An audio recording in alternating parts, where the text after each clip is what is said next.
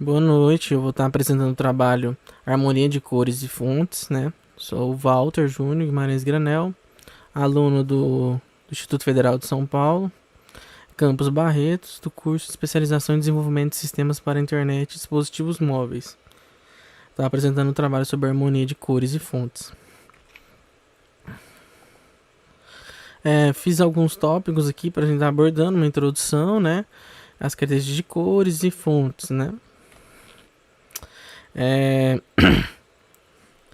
Uma das teorias da psicologia que ganhou força, que ganharam força no ambiente de web design, foi a do Gestalt, né? Que foi um estudo voltado à relação do ser humano com o ambiente, o seu comportamento diante da natureza e o motivo pelo qual alguns objetos são compreendidos e outros não. Então ele elencou 8 princípios. Eu vou estar destacando aqui 4 princípios que acho norteador aí também das questões da harmonia das cores e das fontes. Então eu vou estar elencando esses alguns 4 princípios, né? Que é o princípio da semelhança, né? Então ele pode ser aplicado à escolha de cores e fontes. Então quando você escolhe cores semelhantes ou fontes com características visuais parecidas, você cria uma sensação de unidade e coesão no seu design, né? Princípio da proximidade. Organizar cores e fontes de maneira a sugerir. Quando você organiza as cores e fontes, você consegue sugerir algum relacionamento, alguma conexão, né, entre esses elementos. Você tem o princípio da continuidade. Isso também pode ser aplicado à escolha de fontes, né? E a organização de cores em um design. Quando você cria uma continuidade visual, você guia os olhos do espectador através do design de maneira fluida e coerente.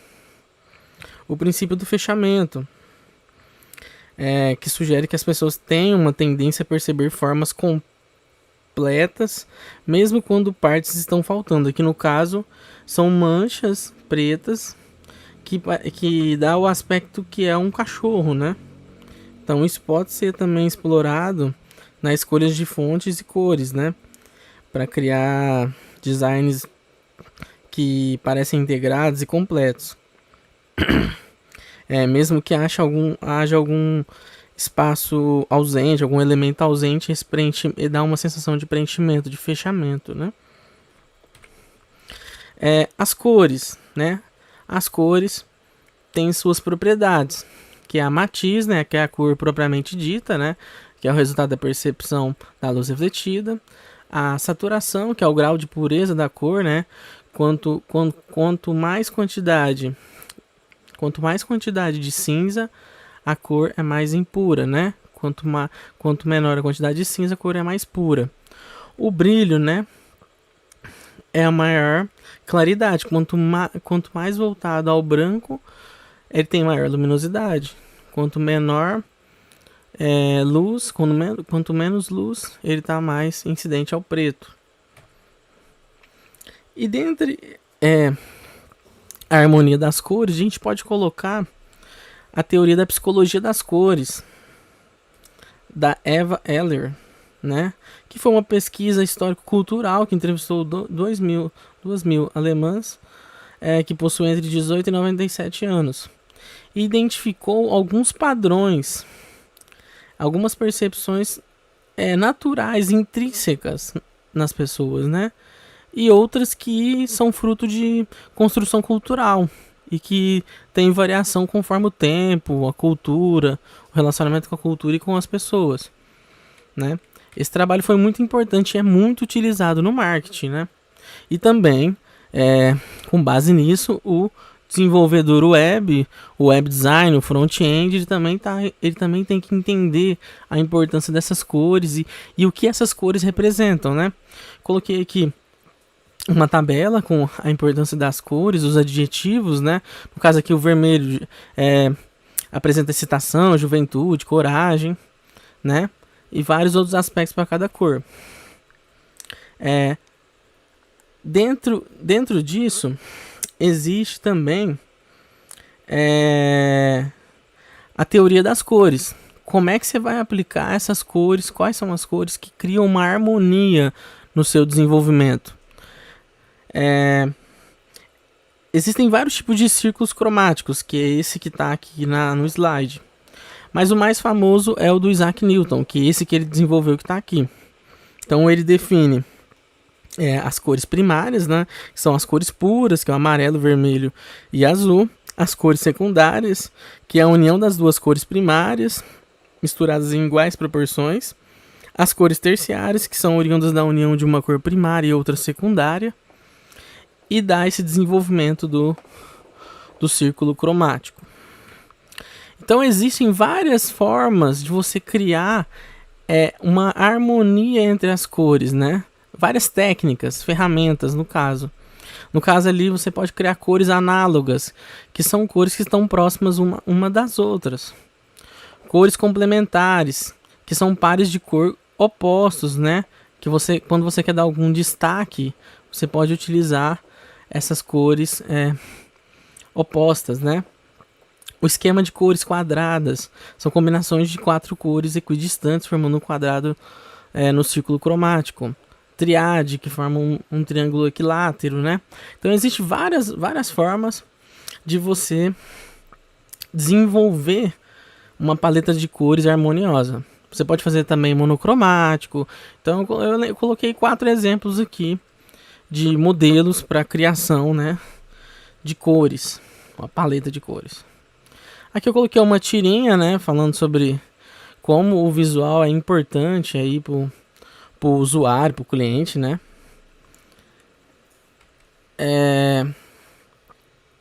E a respeito da paleta de cores é o que a gente quer destacar mais, porque é onde vai estar a aplicação, né. Então a paleta de cores é um conjunto de cores que combinadas de forma harmônica expressam uma ideia, um sentimento, um valor. E ela se baseia na teoria das cores, né. E para o desenvolvimento do sistema a gente considera o modelo RGB. Então, dentre isso, a gente colocou algumas sugestões, algumas possibilidades dentre as melhores práticas possíveis, né, para a gente definir uma paleta de cores. Então, o primeiro ponto, entenda a psicologia de cores, que eu acabei de explicar antes. Entendendo essa psicologia de cores, o contexto, o seu público-alvo. A criação da paleta de cores, ela deve ter no máximo 5 cores. Não pode ter excesso de cores, senão você cria uma poluição visual muito grande. O bom seria 3 cores, de 3 a 5 no máximo. Cores devem conter contraste a fim de garantir legibilidade e visibilidade. Cores muito semelhantes você não cria esse contraste, né? Existem outras técnicas também. Você pode utilizar uma técnica que é do design de interiores, que é a regra 60-30-10, que respectivamente define dentro de um ambiente 60% de uma cor principal, 30% de uma cor secundária para dar um equilíbrio visual e 10% de uma cor em destaque para realçar elementos.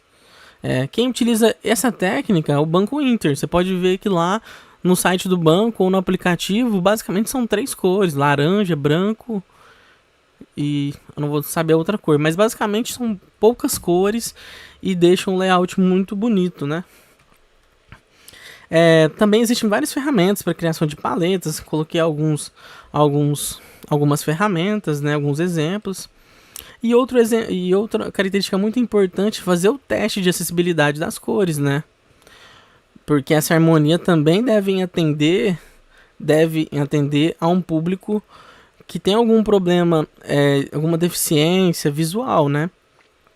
Então esse público deve ser incluído, esse site, esse sistema, esse aplicativo, ele deve ser inclusivo, né, para essas pessoas. E destaquei que em uma entre 20 pessoas possui alguma deficiência visual. Uma pessoa a cada 12 homens é daltônico. Então avaliar essas cores afeta a harmonia em pessoas com deficiência visual. Então, existem algumas diretrizes de acessibilidade para conteúdo da web, que é o WCAG, que é desenvolvido através do W3C, que são diretrizes para desenvolvimento de aplicações, sites com melhor acessibilidade. As fontes, né? Para a gente entender as fontes, a gente tem que entender a tipografia. O que é a tipografia? É o estudo da técnica da escrita. Ela abrange o estudo, a criação, a aplicação dos caracteres, estilos e formatos, né? E dentre as qualidades importantes da tipografia deve ter legibilidade e leiturabilidade. Dentre os elementos, né, da tipografia, você tem os glifos, letras ou caracteres, que são signos, né, alfabéticos. No caso, o A, os desenhos, que são cada um. E dentre esses glifos, existem as famílias, que é o conjunto de glifos. Então, no caso, você tem a família da fonte Arial, fonte Times, é o exemplo. E a fonte é um conjunto de glifos que formam uma família tipográfica. As categorias de fontes, né? Você tem as fontes serifadas, né? Com serifa, que seria esse tracinho embaixo, o tracinho em cima.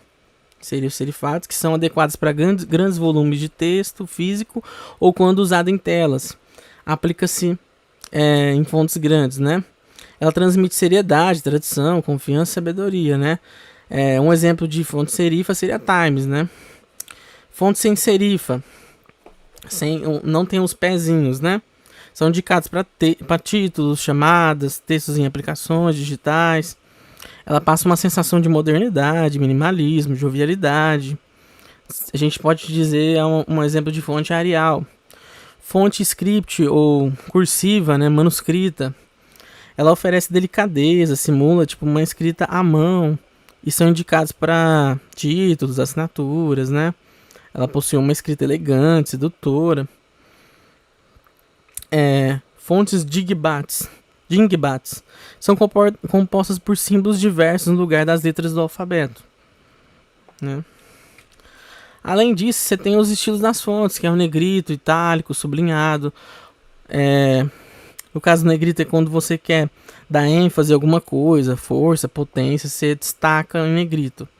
O itálico é utilizado para diminuir a velocidade do texto. A pessoa faz a leitura com bastante cautela, né? Tá mais associado a palavras. A gente utiliza bastante palavras estrangeiras. O sublinhado é para destacar alguma palavra, da legibilidade de alguma palavra, né? É muito utilizado em links, né, de sites. Tamanho das fontes, né? É muito importante, né? Deve considerar vários tamanhos de fontes para a aplicação. Você tem que ver qual display que a pessoa está utilizando para aplicar aquele tamanho de fonte, né? Você também tem a escala tipográfica, né? Que seria a nossa hashtag no HTML, H1, H2, né? Que é um conjunto já pré-definido de intervalos de tamanho de fonte. A gente tem a questão do espaçamento entre letras, palavras e entrelinhas.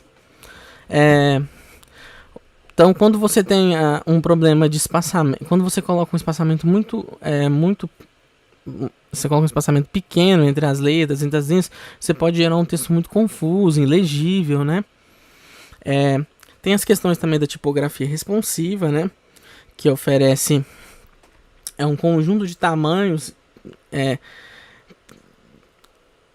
elencados, pré-definidos para cada tipo de display. No caso ali, quando seu display for menor ou igual a 480 pixels, ele utiliza a fonte 34. Então, utilizar a tipografia responsiva é super importante. É como o display da tela, a gente colocar os elementos da tela, né, no Bootstrap. Algumas coisas são alguns elementos importantes na escolha das fontes, né? O que eles devem contemplar? As principais características. A leitura da fonte é confortável, mesmo em fontes pequenas. A fonte funciona em textos longos. A gente está falando aqui da leiturabilidade, né? Ela funciona em diferentes tamanhos e pesos, no caso da escala tipográfica. Funciona em títulos e corpo de texto. Ela é otimizada para a tela. A tipografia é responsiva. A tipografia possui acessibilidade, né? Então, conforme aí a Associação Brasileira de Dislexia, o transtorno acomete 0,5% a 17% da população mundial. Então, a sua fonte atende as pessoas que têm dislexia. O seu projeto utiliza web fonts. Então, são algumas características para você buscar a aplicação de fontes harmoniosas, né? Coloquei alguns exemplos aqui de fontes para dislexos, né? para pessoas que possuem dislexia. Dislexia é quando a pessoa mistura as letras, né? E fica confuso. Então a apresentação é só isso mesmo, o tempo já terminou. E aí tá minhas referências e muito obrigado.